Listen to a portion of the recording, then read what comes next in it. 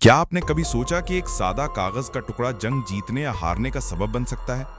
आज हम आपको दूसरी जंग अजीम की एक ऐसी कहानी सुनाएंगे जो ना सिर्फ अजीबो-गरीब है बल्कि नाकाबिले यकीन भी है।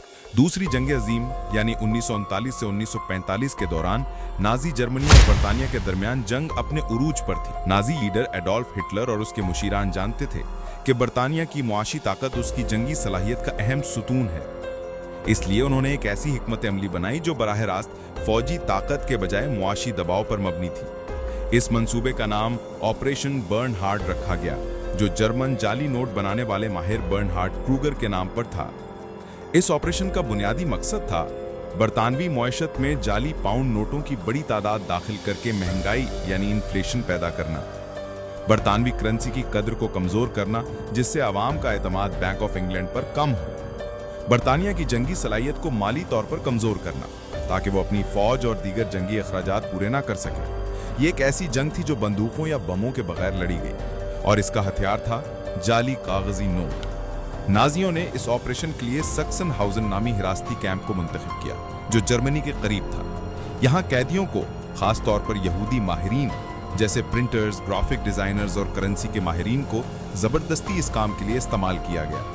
इन कैदियों को ब्लॉक 19 नामी खुसूसी हिस्से में रखा गया जहां वो सख्त हिफाजती इंतजामात के तहत काम करते थे। नाजियों ने बरतानवी पाउंड नोटों के असल डिजाइन का गहरा मुताला किया।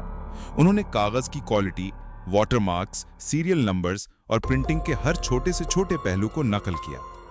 कागज की तैयारी के लिए खास किस्म के कपड़े और केमिकल्स इस्तेमाल किए गए ताकि जाली नोट असल नोटों की तरह दिखाई दें।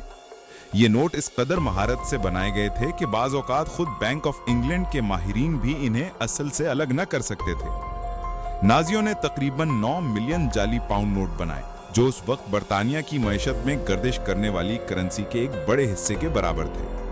इन नोटों की मालियत आज के दौर में अरबों डॉलर के बराबर होगी। नाजियों ने इन जाली नोटों को बरतानवी मईशत में दाखिल करने के कई तरीके इस्तेमाल किए। जर्मन हवाई जहाज़ों ने बरतानिया के मुख्तलिफ शहरों और देहातों के ऊपर ये जाली नोट गिराए। उम्मीद ये थी कि लोग इन्हें उठाएंगे और मार्केट में इस्तेमाल करेंगे। ताहम इस तरीके की कामयाबी महदूद रही क्योंकि बहुत से नोट या तो तबाह हो गए या लोगों ने इन्हें शक की बुना पर इस्तेमाल नहीं किया। नाजियों ने स्विट्जरलैंड और दीगर गैर जानबदार ममालिक के जरिए नोटों को मार्केट में दाखिल किया। इन नोटों को जासूसों, एजेंटों और गैर कानूनी कारोबारियों के जरिए फैलाया गया।